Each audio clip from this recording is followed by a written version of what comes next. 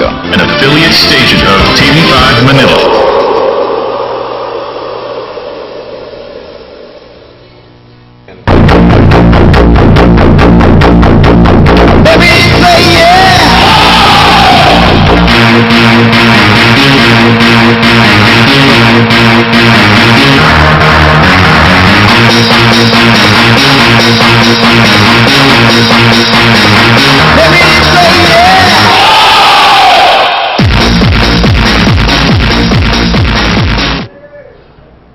Buenas tardes, querido viviente de Zamboanga. Welcome to another special edition of No Limit. Nakita-kita para sa entrevista ko ng mga issues kita afekta ko ng pueblo de Zamboanga. We are very happy this afternoon to have with us no less than the star Senator Cheese Escudero is with us this afternoon. Senator, welcome back to Zamboanga. And welcome back to No Limit. It's nice to be here. Nice to be back on No Limit. At pagbati sa ating mga kababayan. Buenas tardes. Magandang hapon sa inyong lahat.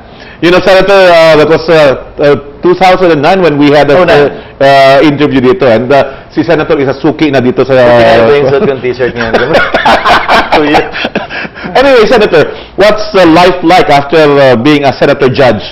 Well, we get to pay more attention to our other duties aside from the impeachment. That's why ngayon lang ako nakabisita sa iba't ibang parte ng bansa, kabilang na Zamboanga City. After the 5-month-long impeachment, I'm actually glad that it's over, so that we can focus on more important matters, particularly those pertaining to the economy, jobs, prices, and income. But you're not really out of the picture with regards to that, because I understand last June 4, 2012, you were made part of the JBC, that's the Judicial and Bar Council? I have been part of the JBC since 2007. Ngayon lang siguro na-focus yan, Jody, dahil uso yung Chief Justice eh. Pero matagal na namin ginagampanan ng tungkuling yan to fill up the positions vacated in the judiciary. I see. But you made a very big move when the JBC met for the first time last June 4. I understand that you asked for all applicants or any aspirants for the Chief Justice position to submit their waiver on bank deposits, income tax returns, and the opening of statements of assets and liabilities and net worth. For a simple reason. We removed Chief Justice Corona because his bank accounts did not match his salary. The last thing we want is for us to recommend a nominee that would be violating the same or would be committing the same act that the predecessor Corona committed. Ayaw namin mangyari yun na yung papalit namin, ganun din pala yung ginawa, tulad ng kay Corona. Add to that, the fact that we are now living by the higher standards after the impeachment. This is now the new standard that government officials must live by. Then we should apply it immediately to the successor of Corona. Would you be proposing the same thing for all congressmen and senators as well? I filed the bill, Senate Bill number 107, which antedated the impeachment. Bago pa mag-impeachment, nag-file na ako ng bill na ito, na nire-require lahat ng opisyal na nagsasubmit ng salin na mag-submit din ng written waiver sa Foreign Currency Deposit Tax at saka Secrecy of Bank Deposits Law. Para sa gayon, kung may ninakaw ang sino mga opisyal, madaling mahuli. At kung may nakusahang magnanakaw, madaling patunayang hindi totoo yun. Alam mo po, Senador, people are asking that whether this can also be applied to sa mga local government units natin. It applies to all officials in government, those required to file salin. Kabilang na mayor, konsehal, nagtatrabaho sa munisipyo, lahat na required mag-file ng salin. How would you think that the members of Congress would think about this proposal that you're making? Well, would you accept this? It hasn't moved since 2010. so medyo mahirap yung gan mo. Gumalaw ng bahagya nung after impeachment, and it hasn't moved since then again. I see. Now, I understand, sir, that will this particular proposal coming from you see more progress in Congress if the President would endorse it? I have been trying to discuss this with the President for quite some time now, and I hope he will certify it when Congress resumes. But notwithstanding the fact that the bill has not yet been passed, I took it upon myself to sign a waiver over the Secrecy of Bank Deposits Law and the Foreign Currency Deposit Unit, in the hope that it will set the correct example and set the correct trend. Dalawa sa mga kasamahan ko sa Senado pa lamang ang sumusunod. Si Senator Trillanes at si Senator Revilla, kung hindi ako nagkakamali. Well, what about in Congress po? Do you find any supporters for this particular proposal? Hindi ko nakakausap ang ilang mga mababatas, but some congressmen have filed a similar bill in Congress, but they have not yet executed. a waiver thus far. I hope that our 2 congressmen in Zamboanga would be supportive of it. I'm sure they are and will be, but I just don't know if they executed the waiver already. Okay. Now, Senator, aside from your job with the JBC right now, ano ba mga bagong preoccupation ng senador ngayon? Dalawa kasi ang committee in-handle ko, Committee on Justice and Human Rights at saka Committee on Environment and Natural Resources. So may panukalang batas nga si Congressman Fabian na tinapos na namin sa committee, pupunta na yan sa plenaryo sa darating na pagbubukas ng Kongreso. I see. Quite recently, I understand that this afternoon you're supposed to meet with Regional Director Estiles of the Regional yes. Police. Does this have to do with the present peace and order condition and the kidnappings that has happened? Well, kasama na yun sa briefing, kasama na yun sa trabaho ko kasi naalamin ang sitwasyon on the ground. Tulad ng huli kong bisita dito, Chody, nabanggit ko, nung congressman ako, lahat ng barangay binibisita ko. Ngayong nasa Senado ako, obligasyon kong bisitahin naman siguro lahat ng probinsya sa ating bansa to find out what the exact situation on the ground is, to find out what are the issues broiling in that particular area, to find out how our people are in the various parts of the country, and not to simply receive reports in Manila. This is part of it. At kasama ito sa konsultasyong kinukuha namin sa iba't ibang lugar. Would the most recent kidnapping of the Jordanian journalist be a topic that you'll be discussing with this? Definitely, because up to now, I think we still lack information with respect to exactly what happened. What's the real status? And what government will be doing, whether it will be handling it at the national level, or government will let the local government units handle it as in the past. Now, this has become some sort of an international incident right now. Well, it has become, but the mere fact that it's an international incident does not necessarily mean that Manila should handle it, because Manila might again use Manila tactics to resolve the situation, and quite frankly, more often than not, local tactics would have a better chance at resolving this matter and issue.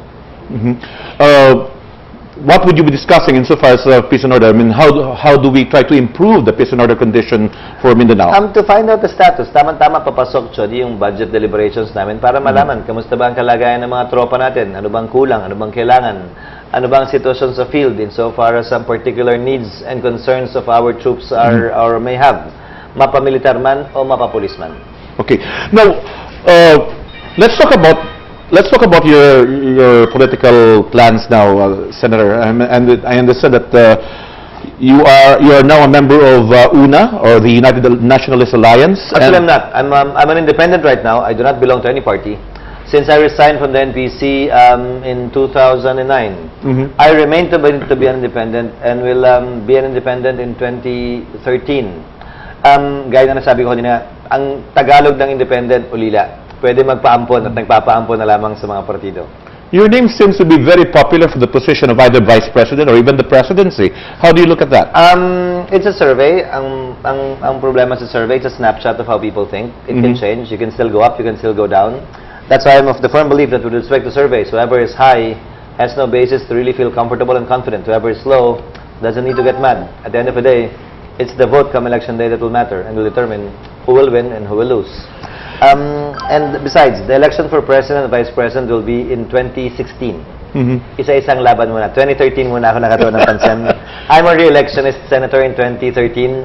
Yun muna siguro ang pagtutuunan ko ng pansin. So you intend to run for re-election for the Senate again? In 2013. May kasabihan kasi matatanda, Chody.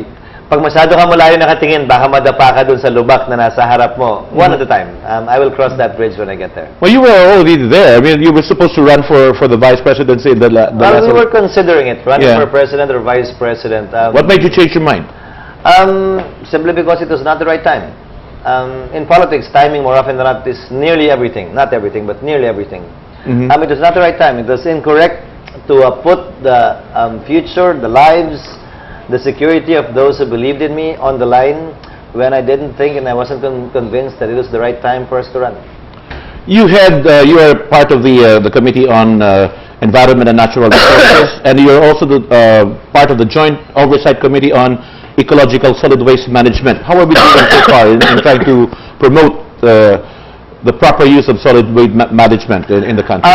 It's a problem of funding. The law is intact, the law is there, the regulations are there, but we lack funding in order to provide a suitable landfill for all of the dump and garbage being produced by all of our cities and municipalities.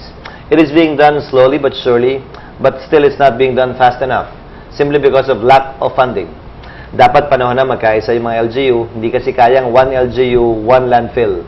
Baka pwede magkasundo 3, 4, 5 LGU at pagsamasamahin yung pondo nila para makabuo ng isang landfill that will service not only 1 but 3 or several municipalities.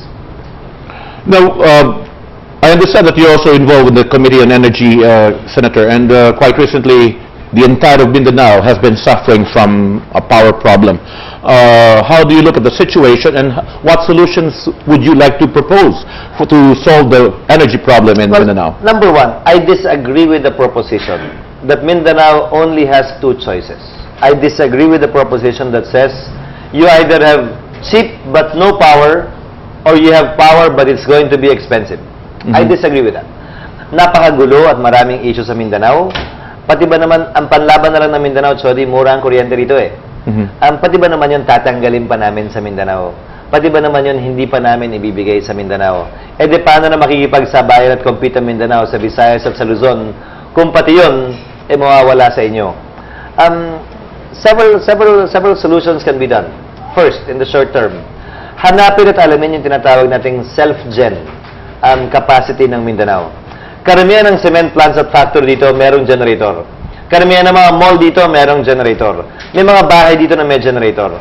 Pwede ba paggamit muna sa kanila para makabawas-bawas sa demand sa grid at na bumababa din yung gap nung pwedeng magamit na kuryente at available na kuryente by simply giving them incentives to use self-gen capacity. Secondly, I am against the privatization of Agus and Pulangi.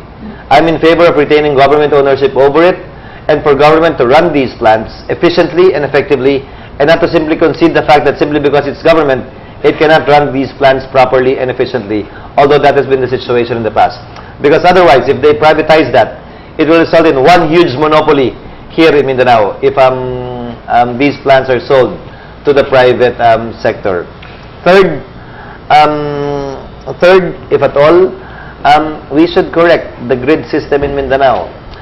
Most of the capacities are in northern Mindanao.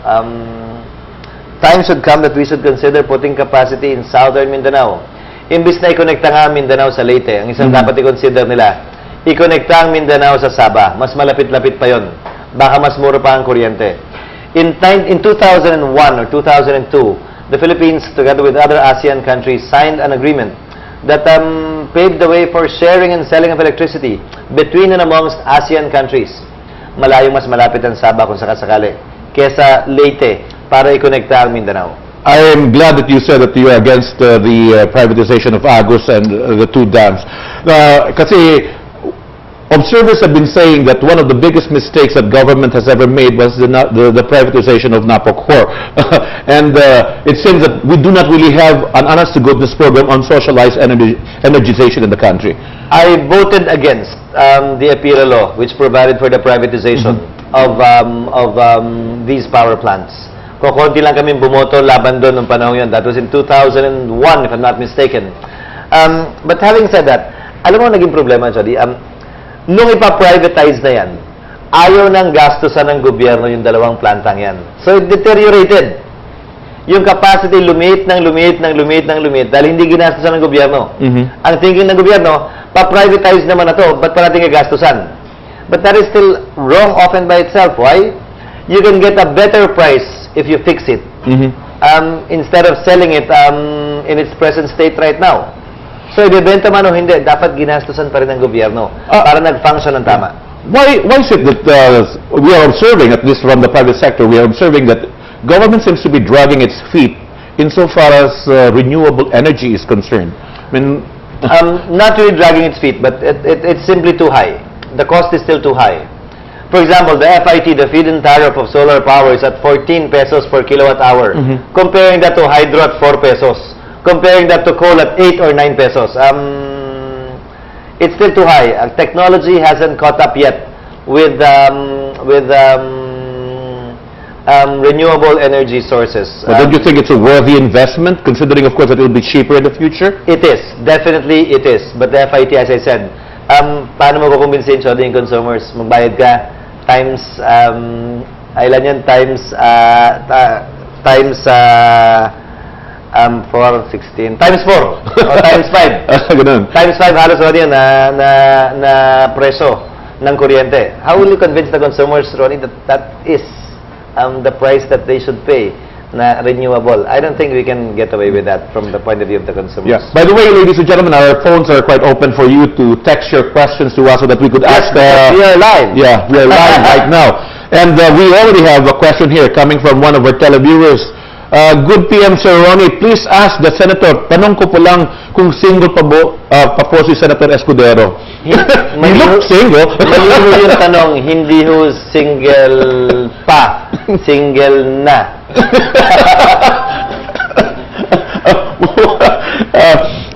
Now, let's try to touch on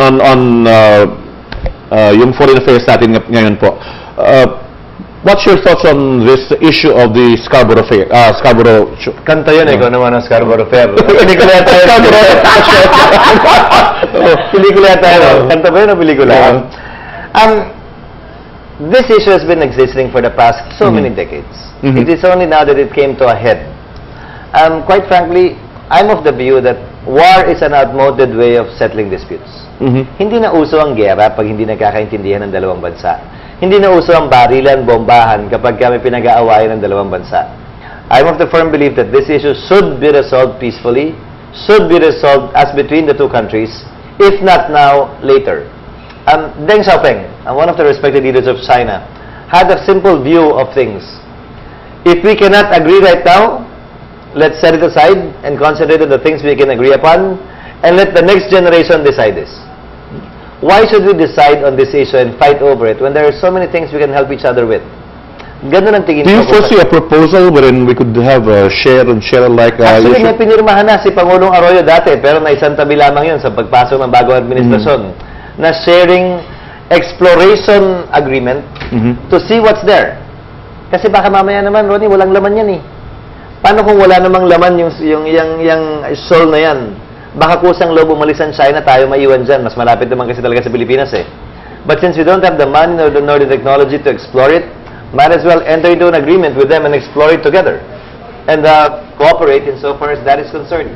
Kesa naman pinag-aawayan natin yung shoal na ni wala naman tao nakatira, pwedeng tumira doon. I understood that the Chinese are proposing for a 60-40 agreement with the Philippines. Is that so? Well, look at it this way. Lahat ng mining company rito ang binabayad sa Pilipinas at sa Philippine government, 2% lang. 98% napupunta sa kanila. And there is no issue also that most of these mining companies are Chinese companies. Kung nasa loob mismo ng teritoryo ng Pilipinas, 2% lang ang binabayad sa atin, pumapayag tayo. Ano pa kaya yung 60% o 40% na ibabayad sa atin? Doon sa questionable lugar na hindi nila inaamin na atin pa. Okay, well, more questions coming from our televiewers here. Good PM po, Senator Cheese. I'm JB Fernandez. Ano po ang nangyari kay Corona at ano pa ang plano ng gobyerno para sa mga kidnapping na nangyari ngayon dito sa Mindanao? Criminality is a problem and it should be addressed squarely and confronted squarely by this government. Ano nangyari kay Corona? Na-convict po, natanggal sa pwesto. Kasalukuyang iniimbestiga ng iba't ibang ahensya ng gobyerno. Kaugnay ng mga kasong pwedeng isampa. Pero para sa akin, panahon na mag-move on at mag-move forward na tayo. Tama na ang panahon para sa away, bangayan at politika. Darating naman yan next year, pagdating ng eleksyon. Sa ngayon, sana tumutok pa rin tayo sa tatlong binabanggit ko. Sa ekonomiya, partikular sa presyo ng bilihin, kinikita o sweldo ng tao, at pagkakaroon na kawalan ng trabaho ng ating mga kababayan dito sa ibang bansa naman. So you're not in favor of filing of a case in court against Justice Corona? It's not a question of being in favor of or being against it. It's a question of giving too much attention to it. Let the ordinary course of events happen. Government should no longer concentrate on this fully.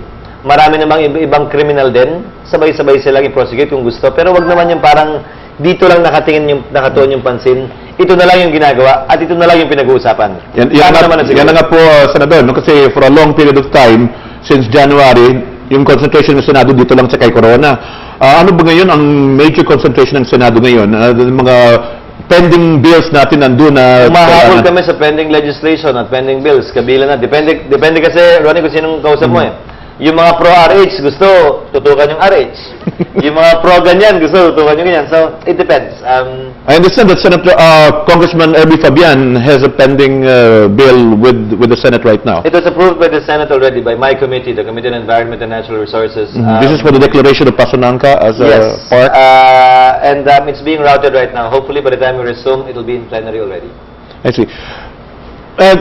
I understand, Senator, that you are helping out in the circumferential road of Zamboanga right now. Could you kindly tell us more about this? We'll try and we'll help out. It was explained to me a while ago during the budgetary consultations of the city. Hiniling ni Mayor Labregat yung tulong ko para ipaglaban at pagtanggol sa budget yung naka-allocate sa General Appropriations Act na pondo. Hindi para matapos, pero at least para madugtungan yung circumferential road, which I committed to do and which I will do come budget season. Senator, there's a question here coming from one of our televiewers. Good PM, sir. Pwede ba magtanong kung may charity si Senator Cheese para sa mga pasyente ng dialysis? Kasi ako ay isang patient ng dialysis. Meron po, but we're coursing it through your respective congressmen. But we have our own funds too, through the regional hospital. Pinapadaan po namin sa regional hospital. And kukunin na lamang namin yung number, Ronnie, at makipag-coordinate kami sa kanya. Okay, so just get in contact with what agency are you coordinating with? The regional hospital. Regional hospital, no? No, kukunin namin yung number niya. Papatawagan ko na lang sa office. Sige, mamaya. Okay, good PM po, sir. Please ask Senator Chis if we, Zamboangueños, will support him in this coming election. Tulungan ba niyang makilala ang Zamboanga bilang foreign destination at hindi lang bilang nakakatakot na lugar? Hindi nakakatakot na lugar ang Zamboanga City. Ba't naman ako pupunta rito kung takot ako at kung natatakot ako? May isang dapat, siguro hiligin natin ang tulong din ng media dito. Ang timeline kasi palagi ng mga balita sa ARMM area, usually, ay Zamboanga City. Dahil andito nakabase ang mga media organizations natin.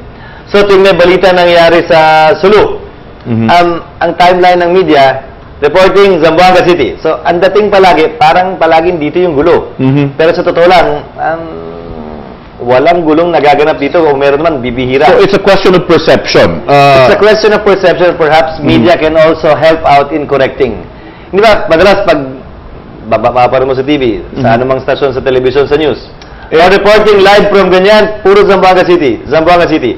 O nandiyan ang reporter natin sa Zamboanga City. Pero yung bombahan, nasa Sulu. Yung bombahan, nasa ibang bahagi ng Mindanao. At hindi naman talaga dito. Siguro naman po, yung Department of Tourism natin should concentrate on its promotional aspect dito naman sa Mindanao, more than just concentrating it sa Boracay lang. Unfortunately, I think our DOT is concentrating on a few sites. It's not expanding it. Mas gusto nila, konti daw, para hindi masyadong malito yung turista. Kaya sabay-sabay at napakarami. Well, yun ang kasalukuyang pananaw nila. Pero, kaisa niyo po ako na buksan ang Mindanao para magkaroon ng mga turista rito at mas malaking mga negosyo. Gayun din, mas maraming perang umiikot para umangat naman ang kalidad ng buhay ng ating mga kababayan. What are the chances of realizing a mass transport system for the entire Mindanao area? I mean, all the mass transport systems are concentrated in Metro Manila. Actually, not even. It's not even complete yet. Hindi pa kompleto yung mass transport system sa Metro Manila at sa Luzon. But the cheapest, by far, Ronnie, is still rail. Pinakamura ang rail kesa kalye, kesa barko, kesa aeroplano. Kung meron tayong mass transportation system na gagawin o nais gawin, the cheapest still worldwide is rail. And we have been remiss in that regard. Mas gusto natin barko, aeroplano, gawa tayo ng gawa ng airport. Ang pinakamahal na mode of transportation, aeroplano eh. Ang pinakamura is still rail. And we forgot about that. Would Senator Cheese Escudero be the first to propose that in it takes a president to do it. It cannot be done by a singular senator or by a singular congressman, even two congressmen here. It would have to be a national policy dictated by the president to concentrate on rail as against the other modes of transportation. If it's going to be cheaper for us, I mean, isn't it wiser for the president to think seriously about this? Well, hopefully DOTC is headed towards that direction right now under Secretary Ross. Hopefully. They are moving in the right direction towards that, given the policy pronouncements they have been making the past so many months since they assumed office in 2011. Mark Liedo, televiewer, would like to ask Cheese, what are you running for in the coming election? Please repeat that. For the Senate. Re-election. So, el senador corre para na Senado otra vez, pero posible na 2016. It's an open option. Open option pa. Libre mangarap. Ano ba yan? Libre naman mangarap, ha? Follow-up question.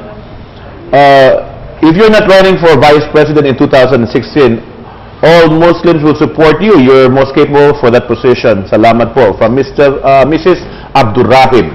Thank you for the support, but I haven't decided yet. But may 13 elections pa tayo bago mag-16 elections. Another question, is there a plan of having an MRT-type transportation? You just mentioned it. We should have one for the entire country. This is from Davao to Zamboanga. Maybe that's something... Again, we should have one for the entire country because it's the cheapest mode of transporting not only people, but also goods. By the way, we'd like to thank our sponsor, Chinitos, the Asian Kitchen, Kamanjali and Camins at Minto Branch, and the Adsu Canteen. And of course, budget-wise, that's where we do our shopping. Okay, we have 5 minutes more with the Senator right now, and I'm sure a lot of people would like to ask questions. This is coming from Good PM po, Sir Chis. Thanks po for being here in Zamboanga. It is our pleasure to accept you here in Zamboanga. Hope that on October, pwede nyo po i-promote ang fourth pillar namin dito bilang foreign destination. We will do that. At pipilitin mo na yung makabalik pagdating ng October para makita. Maybe you should be here for the fiesta. I know. Sana. I haven't been actually. I haven't been. Sana. Baka maalawa ni Celso imbitahan ako. I understand that you visited the... I didn't know that you're a very religious man. You visited the Carmelite. Yes.